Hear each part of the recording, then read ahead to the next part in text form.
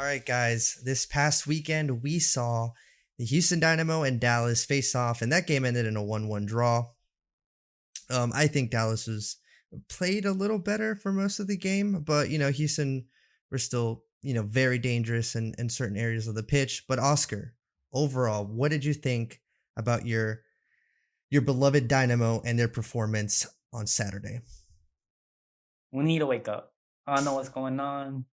I don't know if the players need some Gatorade or something, Some but Gatorade. they need to start playing better. We got lucky with the 1-1 tie. Uh, Honestly, if it wasn't for that penalty, which I mean it was a clear penalty, but Yeah. to a certain extent it's luck. So there's definitely things the team needs to work on to make sure we make the playoffs this season. Yeah, absolutely. I completely agree with your take there. But first, before we get a little more into the specifics of the match, what was your fit rating, your drip rating for the two managers?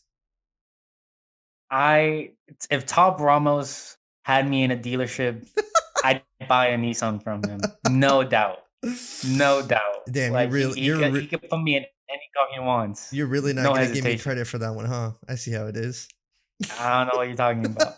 Anyways, but if you ask me about Lucci, like he's just another Sara employee, you know? Yeah, Come I on, mean that man we can do this. literally like walked out of Zara with a full black drip going on. I get what he was going with, right? He was trying to be a little more casual for the weather because I think it was pretty hot um during the game, but the all black definitely wasn't helping there. So I don't know really what he was going with, and like yeah, and Ramos basically just looked like he was about to sell me a used 2015 Honda Civic. All right, way to steal my joke. Good job. Okay. All right, but anyways, let's get into the specifics of the match here. Oscar, no Pasher for Houston. How did that impact the side? I will literally give Pasher my own hip if he comes back. Just putting it out there. Yeah, man. Can't play without him. I didn't notice He's so crucial at this how point. yeah, he is very crucial. How late was the scratch? I don't remember seeing it, but I know I think you messaged us, you talked about it or you tweeted about it. Sorry. I don't I saw remember. it the day before, Okay, the day before. Okay. so it was. I do not believe the fans had more than a day's notice. Mhm. I'm sure they were looking into it since the previous game, but Mhm. to my knowledge, it was 1 day. Okay. Yeah, and I think it was pretty obvious, we all watched the game, that Houston really missed Pasher's just ability and quality of that game. That really Houston really missed that Pasher player or Pasher's type the type of player Pasher is. I mean, I think Memo did his best to try to, I guess, fill his role, Mhm. and I do believe Memo's a player that can obviously play that position. But I think the bigger miss was that we had to move Memo up there. You move Memo up, now you have Vera, you have Corona, and you have Derek Jones at CM, and it's just not the same. I would say creativity and flair that Memo brings, Mhm. and we definitely saw, I guess, a little bit. I don't want to say sluggish, but definitely more like two-dimensional, playing at the back, playing from the midfield until you got the ball to Rodriguez and Fafa, and by that point, Dallas was already pretty solid, and it was hard to just break through. Yeah, absolutely. I thought for Houston, their most dangerous player going forward was Fafa, aka Fafinho. And he kind of shares, correct me if I'm wrong, but I feel like he kind of shares the same quality Pasher has. And having that extra player for Dynamo, considering maybe how they were forced to play the game at certain times, they would have obviously really benefited from that, um, from his style of play. But speaking on the Dallas side, overall, in my opinion, I think Dallas played better than Houston. Has just looking at it as a big picture. Um, but again, I think they struggle in the final third. I know it seems like we keep talking about this every week, but it's a universal issue in the MLS.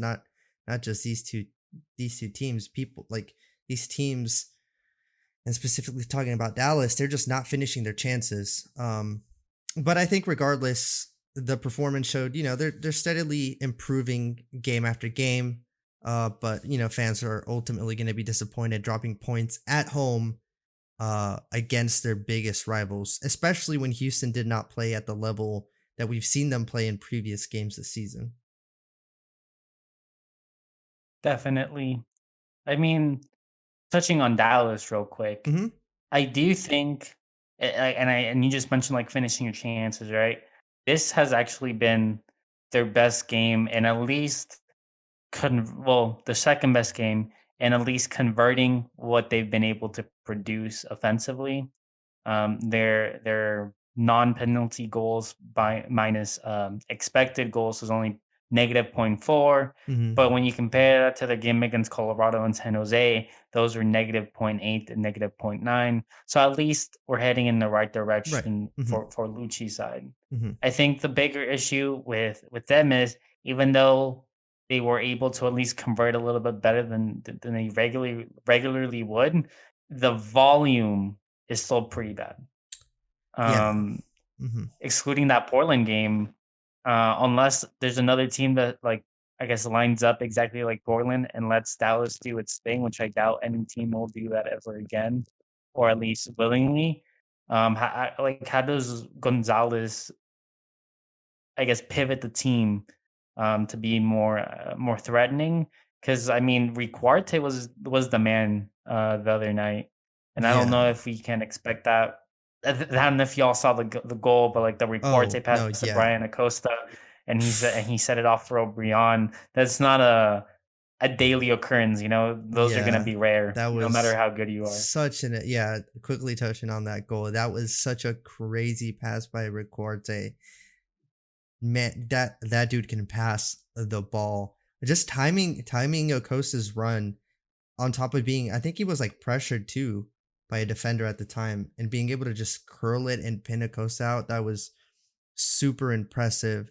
And quickly before we move on to Dallas's midfield, which I kind of want to touch on, both their DPs in the midfield, Acosta and Riquarte. I kind of want to go back about Dallas's chance creation. That's a really good stat that you bring up, because it does feel, watching the games, that they are improving a little bit in the final third.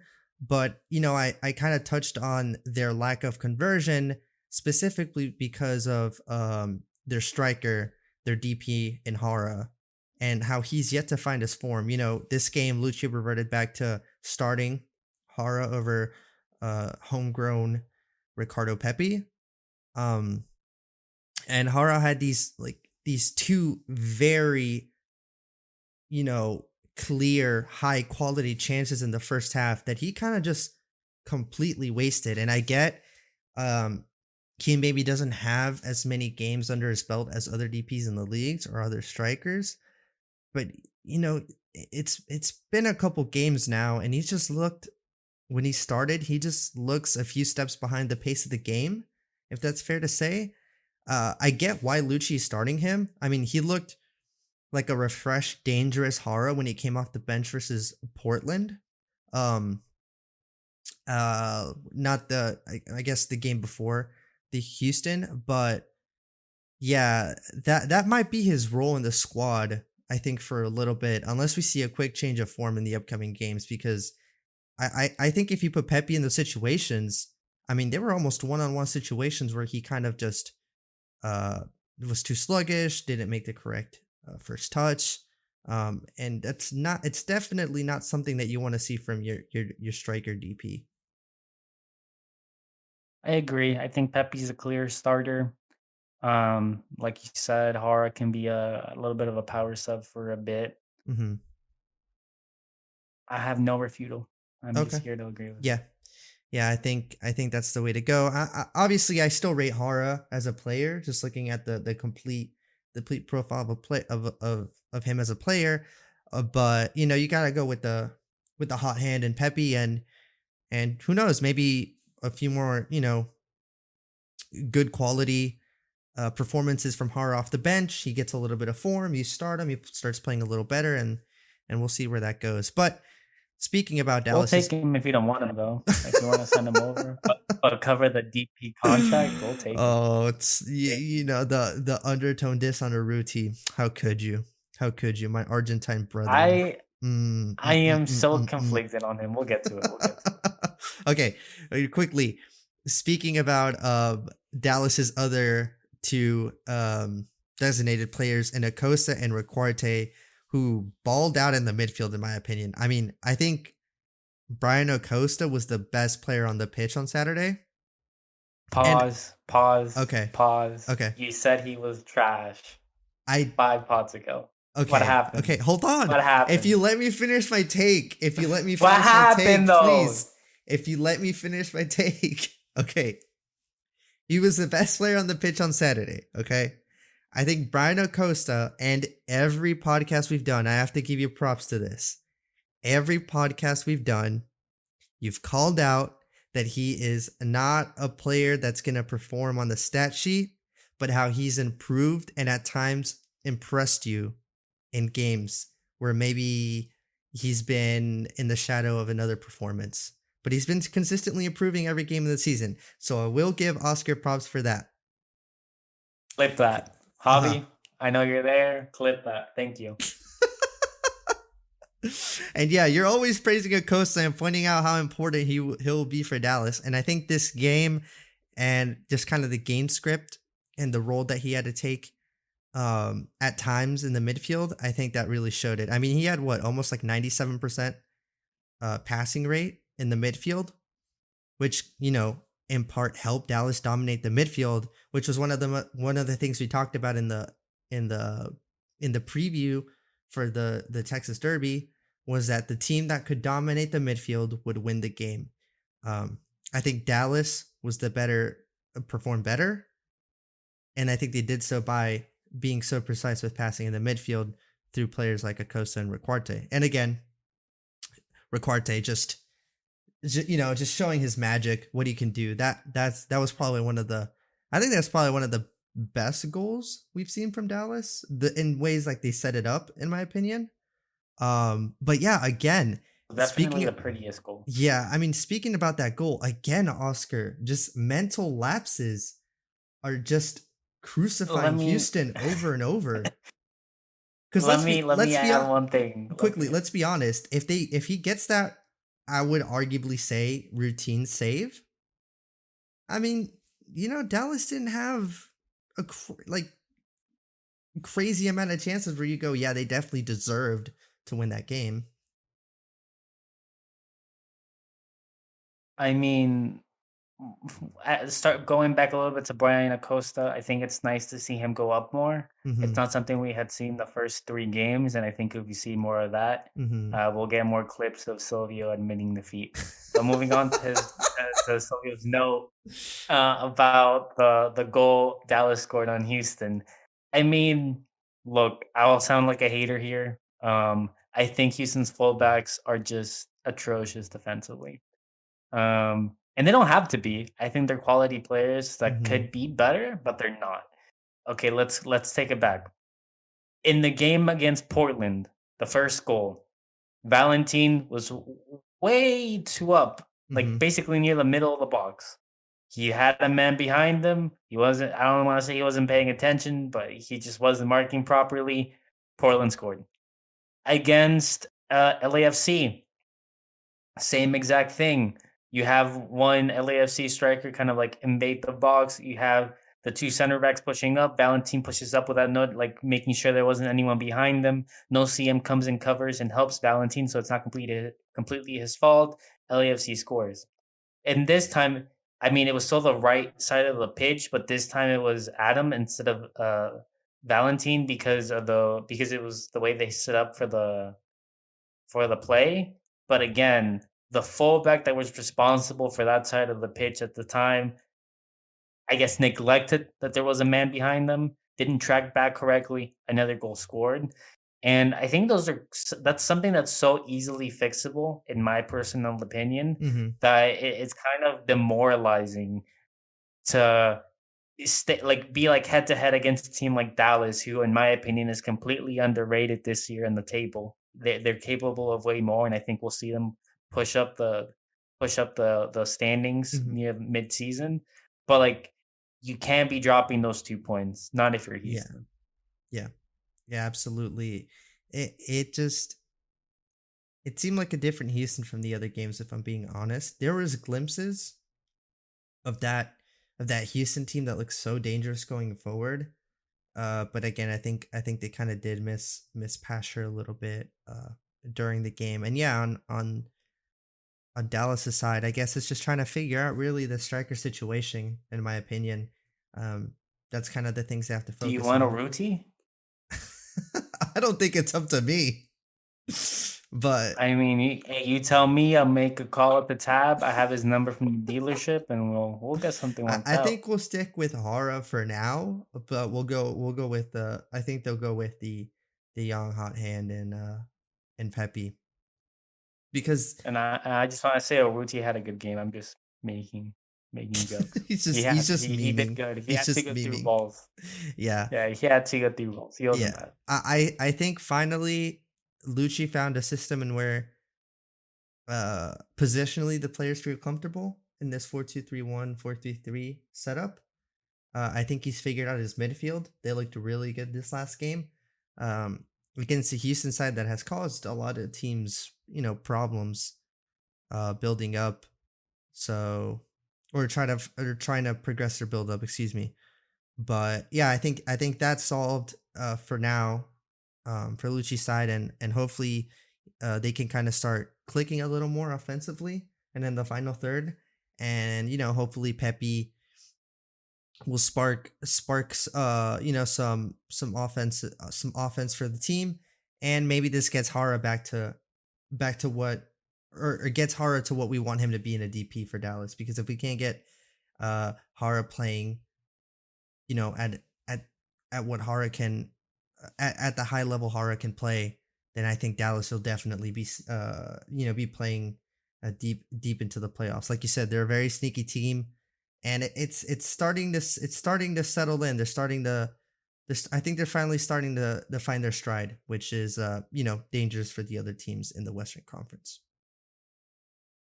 Yeah, and I mean for Houston, let's. I have not been able to find any news on Pasture's progression. Hmm. I doubt we'll see him Wednesday, maybe Saturday. But for Houston, I mean, I think Urruti's a clear starter. I would like the possibility of seeing Quintero come in, pushing Memo back to CM. I did not like Derek Jones. I think Vera is better suited for that position or that role. I feel more comfortable with him passing off the back. Or if he wants to keep Vera and Corona up, fair, put Oscar. My personal opinion, maybe Oscar's he's an older gentleman now. Maybe he doesn't have the gas to go 90 minutes. But I definitely wouldn't start Derek Jones. If anything, sub Oscar out at some point and bringing Derek Jones to close out the game, or Darwin Seren. Hmm. But I just didn't like it. He wasn't tracking back like he should in certain opportunities. And then when you look at Vera, I mean, I see him more as a holding midfielder, but when you see him go up, like he's not bad. He'll complete your passes, Hmm. but he won't have the same creativity Memo does. Corona, I think he had a little bit of an off game. He wasn't as I guess as involved as he was in the previous two games. But I think that'll change for the next one. Yeah. What I do want to give credit to Houston's midfield this game is that there's a very basic stat, which is why I think FC Dallas didn't beat Houston by more. Lucci's team, I think, gets the majority of their, I would say, progressive or like offensive threat from, I would say, medium passes. Short passes, they recycle the ball, they keep possession. But when they want to go and attack, when they see that space, it's more of a medium progressive pass, like 20 yards, Hmm. let's say, Yeah, I right? got you. It's not a short pass. It's not like a Barcelona buildup where they'll Yeah, just tiki taka they're you not all walking the it way to into the the end. goal. Yeah, I got you. Exactly. And Houston managed to have the best midfield defense to beat that. Against Colorado, FC Dallas had a 90% completion rate for medium passes. Same for San Jose, and for Portland, they actually had 91.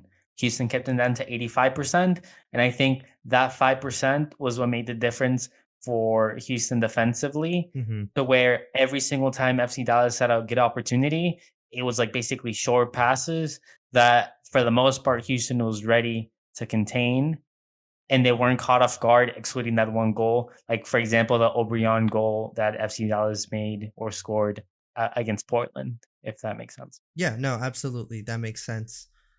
Yeah, I did think that, Houston did a good job of trying to contain, or did a good job of containing Dallas, and how they approach their attack in the final third, like you mentioned, through their medium passes. And really, I kind of want to ask you this question because going into the game, and maybe I should have asked this earlier before we got into the specifics. But what did you think was in Ramos's mind with the setup? Because it was a setup we haven't seen yet this season. I don't believe there were quite a bit of changes into the game. Obviously, the passer changed, but in the midfield, what do you think? I know you already went into detail like how it played out in the game. But was that what Ramos was trying to do? Do you think? I personally think Top Ramos as a coach has favorites. Mm-hmm. I do not know Derek Jones, for example, as well as he would, Mm-hmm. honestly. And he probably has a picture of Derek Jones at his best, which I'm sure is not what we saw the other game. Uh-huh. Um, and when you have favorites, you tend to be a little biased, in my opinion. Mm-hmm. And I think that's part of the reason we saw the setup we did. I would not have started Derek Jones, and I Mm-hmm. think just from the results and performance, I think I would be right in making that decision. To give Ramos credit, though, I don't think he had many options. He Mm. had to move Memo up Yeah. because, I mean, Urruti had to start. Obviously, Fafa had to start, but like, do you start Quintero, who clearly isn't in shape, and probably I don't want to say he had a worse performance than Derek Jones, but he's clearly more out of shape than Derek Jones. And can Quintero go 90 minutes? Probably not. You know, I think he had very limited opportunities. The only like maybe switch for Derek Jones is put in Darwin Seren. But I mean, clearly he's not capable of playing 90 minutes just from the trust I see Ramos having in him. So I mean, he's more of a sub guy that you put in your last 30 minutes to close. I think he's clearly Ramos's closer. Mm-hmm. So I mean, we just don't have the depth. We have one DP, um, and the one DP isn't playing. So our Yep. best player besides Memo is probably, I mean, I don't know the salaries off the top of my head, but he's probably one of the lowest paid. So Yep. That's a very fair point. And what does this mean going forward for the Dynamo next, or on Wednesday? Right? They play on Wednesday. I'm very concerned for Wednesday.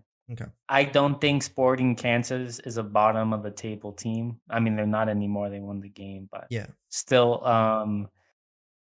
I mean, okay, it's kind of previewing what we're gonna talk about in the near future. In their game against Austin, right? I Mm-hmm. think Austin were the clear winners if you take away that late red Alex Ring got, right? Mm-hmm. But even so, I mean, Austin is an above average team with very talented players, like many previous expansion teams, right? Because I mean, when you get to start your team from scratch, you get a little bit of a, I guess, a little bit of a helping hand where you can take away, like, I believe 5 players from other teams. You're gonna, unless you mess up royally, like maybe Cincinnati, you're gonna be able to make a pretty decent team that's competitive, right? Mm-hmm. Still, Sporting Kansas last year was one of the best teams in the league. I still believe they can be one of the best teams in the league, and it looks like they're on the right track to figure it out. Um, I think he's just gonna have a very hard time Wednesday. I don't think they're gonna have passion just from a gut feeling. Yeah. I think Kyle Ramos is gonna have to go with a very similar setup. Even like let's say Derek Jones starts or doesn't start. I mean, it'll be a significant difference, but it's not gonna be like a make or break, you know? Yeah. What they have or what they fielded this past weekend is what they're gonna field probably Wednesday and Friday. Sorry, Wednesday and Saturday. Mm-hmm. And an even bigger concern, this is the first week for Houston where they have very like back to back games. You play Saturday, you play Wednesday, you play Saturday again. I'm a little concerned for players like Memo who don't necessarily have like the best stamina. Mm-hmm. Um, what's going to happen to them. And we can't really afford to have Memo like I don't think he'll miss a game. But what if he plays 60 minutes both games? Like we need him in 90 minutes, 2 games Yeah, at 100% if you want to get some points out of that. yeah, absolutely. These are kind of the weeks where uh, I think the teams with better structured rosters and more depth are really gonna benefit because, like you said, Houston doesn't have the depth that other teams have the luxury of having, and it's really gonna hurt. It's really gonna hurt the players because you can't have them at 100% both games. It's just not possible. And quickly touching on Kansas City, Javi, you obviously are Austin FC fan, and that's going to be a different podcast. You know, the preview for or the recap on Austin FC. But quickly, if you could touch a little bit on maybe what scares you or what Kansas City does well that you know Houston, the Houston Dynamo and Houston fans should be cautious of.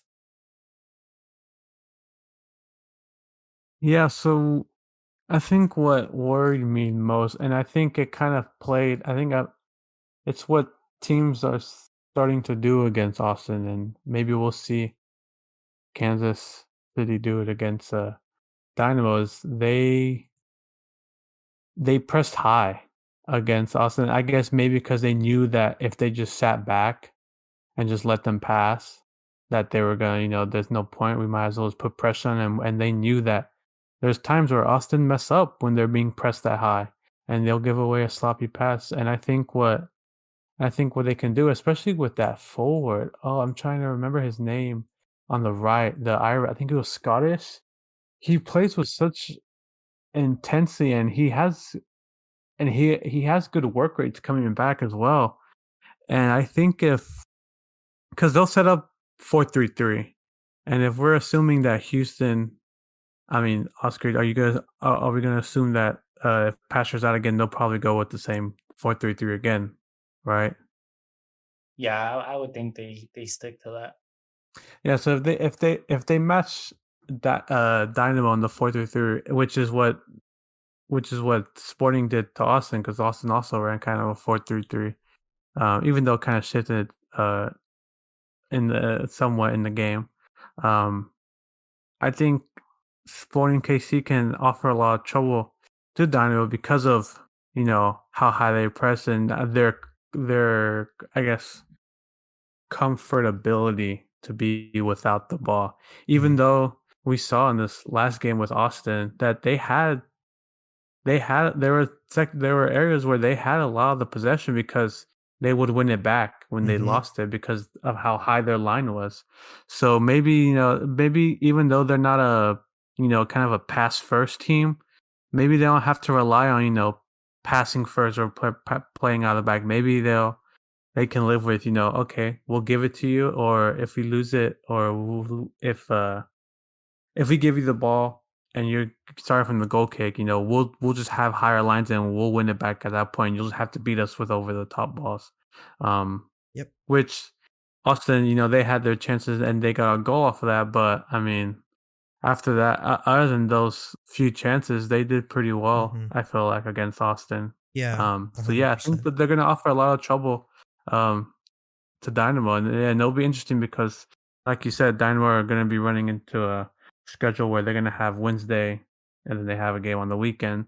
So they Mhm, might have to figure out, when will be the time if we want to play, if we want to have players, healthy and ready for the weekend. Do we limit players in minutes this game, or do we start some other people this game and stuff? So yeah, it's gonna be interesting to see because I don't even think I'm checking to see if Kansas has a game on the weekend, and I don't think they have a weekend game. So they might just go, full throttle 100, who their starting yeah. 11 would be, whereas Dynamo would have their game on Saturday as Yeah. well to worry about. So it's just something to think about. No, 100%. And I think the winger you were bringing up was Johnny Russell, and he is absolutely, I think, one of the keys for this game, for Sporting KC, and one of the players that Houston need to be wary of because I think he does play on. Is it Lundkist? Is that how you pronounce it, Oscar? Yes, sir. Yeah, he plays on on Lundkist's side, and he's one of the more rapid players I've seen in the MLS, and he's really gonna take advantage of that space.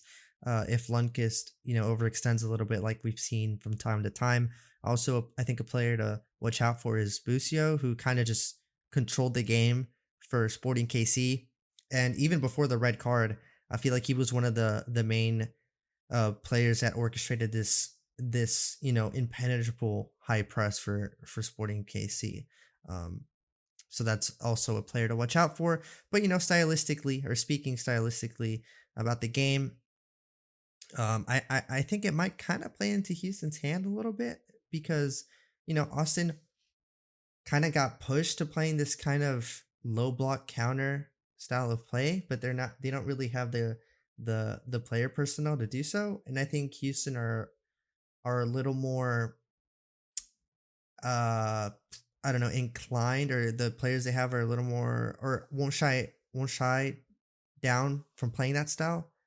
Um so I think this could play into Houston's hand a little bit. And I think Houston are a little more they have better adaptability during the games and how the game script goes, and how some teams maybe force them to play. So I don't think that uh Sporting KC's play style is gonna hinder Houston from playing their rapid vertical attacking style that they like to play. All I'm Anything gonna Yeah. else? say is Mhm. Yeah. if they need more bodies, I'm here. JV Red. Come and see- Okay. come me and All right. coach. So not only is he giving you Please. a nice deal on that Honda Civic, but he's also gonna let you play on Wednesday.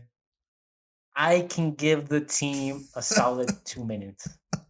Like I will die for the Uh, badge for 2 minutes. That's what I have in me. The field looks kind of long. I have not been in the best shape. But if you pass me a ground ball, I'm not saying I'm gonna stop it with my chest. Pass me a ground ball, I will run down the wing, get on the corner flag when we up the Rio. No problemo. Thank you. do a That's little my do that's my do a audition for the get a match. little dive going, jump, grab your leg, scream I really won't really loud. dive. I hit the weight room. Hit the weight room. So we on body. All right, then quickly here before we move on to Dallas's game against Minnesota and that preview, Oscar, what do you think the score line for Wednesday's matchup's gonna be? Do you want my real answer? Do you want my positive answer? To I keep want a this mix of both. podcast Just happy? just give me both. I think it's going to be a 1-1 again. And I think the main reason because is I think Tom Ramos. I mean, he's gonna go with. I think he's gonna go with the same like general setup, but I do think he's gonna have to conserve some players like Memo for Saturday's game. So I don't think we're gonna have our best playing all 90 minutes. Avi, what do you think the score line's gonna be on Wednesday?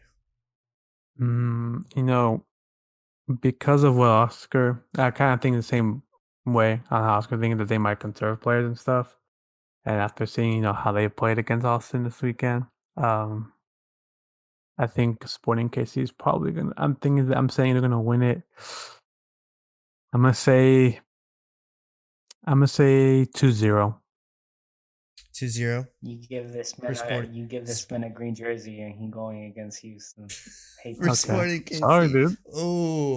Oh no, I'm about to get roasted then because I think the same as Javi. I think that Sporting KC get another 3 points and emerge as a threat in the Western Conference with a 2-0 Let me win tell the over the fans real Dynamo. quick why Silvio saying this is because I said, and I quote, I do not believe Alex String is like Fernandinho, and that Okay, has gotten no. Silvio heated the past like Okay, we 3 don't days. disclose text Okay. messages, Okay. DMs, anything like that. First of all, we don't expose brilliant takes and future award-winning pieces on the podcast, Oscar. Okay? I'm just giving the fans a little bit of a preview on what you're gonna write. Look, You know what I mean? if you don't I'm believe that Alex Ring mimics what Fernandinho does or has done for City at times, then I honestly question your MLS IQ, Oscar. just have no bias. I mean, No, that's almost no. But honestly, I was bringing it up, and Javi, sorry to cut you off, but I was bringing it up because my birthday was this past Saturday, and I did get my brothers got me an Austin jersey because all the Austin hype, and they thought I could just we talk about slowly Austin a lot. converting. So no, but No, can y'all believe I'm gonna be the only hardcore Austin fan in this podcast? my Someone God. save me. Stay mad. no, but mad. I was bringing it up because I got a jersey too, and I was kind of siding on Hobby's side. So, maybe there is a little bit of truth that the two co-hosts with a little bit of green on their shirts are siding on KC's side. How you gonna go for Sporting Kansas if they just beat y'all? Don't you want to go against them? Don't you want to spite them? Y'all not adding up right now. Y'all No, really just because- hate Houston. That's totally not it. That's totally not it. I mean, we saw the MLS version of Butragueño try to break down that Kansas City defense, and it was very hard. Oh, I can't wait for that Very one. All hard. right. We're getting Don't get me started on Gallagher. yeah, Don't get we're me started talking a on little Gallagher. too much green here. Let's save that one for the next here for the Austin recap. All right, Minnesota FC Dallas quickly. I think Dallas is gonna go with the same lineup or the same shape. Sorry, as the last game. We've seen it for 2 games in a row now. The 4-2-3-1, 4-3-3. I think we've seen them perform their best this season with that system. But I think this previous performance against Houston does kind of scream for a personnel change in Hara for Pepe.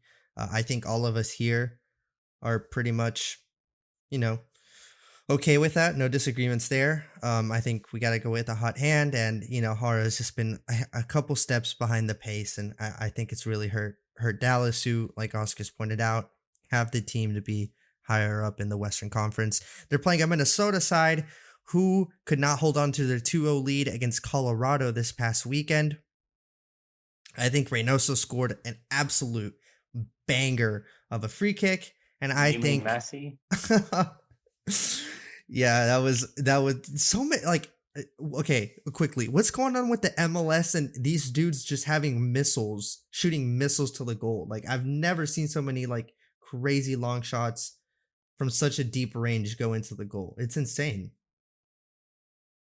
I swear someone juiced up the long shot rating for these players or something. It's like baseball, when they switch the ball and people started hitting dingers.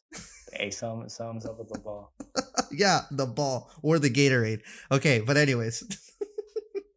Yeah, talking about Dallas and Minnesota.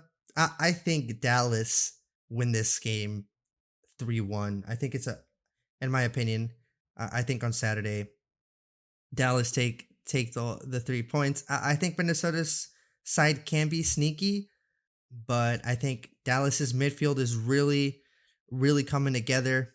They're finding the pieces of the puzzle. Riquarte, we've seen his quality going up top. Akos is just commanding that midfield, and if they can find their finishing boots up top, I think Dallas are gonna take it home on Saturday 3-1. Oscar, what do you think? Completely agree. I think Minnesota is very poorly equipped to deal with FC Dallas's possession mentality. To give you some context, out of all the teams that Dallas has played for this year, basically those teams that played against Dallas were 33% successful in pressing against Dallas's, I would say, above average talent, right? Mhm. Minnesota across 4 games has only been able to be successful 27% of the time. And I think that's going to make the difference if you give that FC Dallas midfield time to set up plays like we had discussed, where Houston was very good at stopping that. I think Minnesota's going to have a really hard time. Not only offensively, they've struggled all season, Mhm. but also defensively, I think Yep. Dallas is just going to dominate the game. Yep, absolutely agree. You're setting up you just you kind of setting yourself up for failure there with Minnesota. Like you said, they don't have the best pressing. Dallas, one of the better teams against the press, and if your press isn't there, you're just gonna give players like Riquarte time and space, and they're really gonna punish you. Javi, what do you think the scoreline for this Minnesota Dallas game on Saturday is gonna look like after the whistle's blown? Man, last time I underestimated this Minnesota team. They made me sweat for almost 70 minutes when Austin was playing against them. So while I am inclined to say that Dallas will probably get the easy win, I'm probably thinking 3-1 or 2-0. It's gonna be a 2-goal difference between. I'm saying it with a lot of hesitancy because I know what they can. I just feel like if they can still create chances for themselves. They just can't put them on target. Is the problem. I think is what it is. And but I think Dallas, in comparison to Austin, obviously Dallas has played. They've been in the league for a while now, and Austin is their first season. I think they're veterans in this league, Dallas. So I think they'll be more better equipped and prepared for a team like Minnesota, who can be sneaky at times. So I'll say 3-1. Yep, I think that's kind of the consensus here. I think it's going to be a good game. And quickly to point out, Minnesota are yet to get a point this season. They are in last in the Western Conference with 0 points, where Dallas is sitting 9th with 5, and are looking to hopefully sneak into one of those playoff spots after their game on Saturday. All right, guys, quickly as we kind of just wind down this podcast, where can people find you on social media, Oscar? OJ Aguilar 16. All right, you can follow Oscar to keep track with this terrible fantasy baseball team, Javi. I will quit. I'm tired of Silvio's hate. This man thinks he could just throw a little jab near the end of the session. No, of course not. Javi, you can find he talking trash about the. Okay, let me say, defending champion here. All right, we still have playoff hopes. And all I'm saying is a homie helped him pick half his team during the draft, so you're welcome. All right, Javi. You can find me at Adame_Hav, and it's okay, Oscar. It's all right. Basketball didn't go your way. You still have baseball to kind of have hope for, so we'll see. Homies won one NBA chip, and they think they're all that. All right. All right, you guys can find me. You're just lucky Zach LaVine got hurt with COVID. That's not my fault. Hey, wear a mask. All right. And you guys can find me at SPrietoJR on Twitter. Always looking to chat all things footy and MLS with you guys. So feel free to shoot me a tweet if you guys have any questions. And also make sure to follow the pod at Final Third Pod, I think on all social medias, Instagram, Twitter, and you guys can also visit our website, finalthirdpod.com. You guys can find recap, preview blogs, pieces just about the MLS in general, and you guys can also find all our podcast episodes there, or basically I think every other podcast app you can think of will be on there. But yeah, thank you guys for listening to another episode of the Final Third Pod. Hopefully you guys enjoyed this one, and we will talk to you guys on the next one.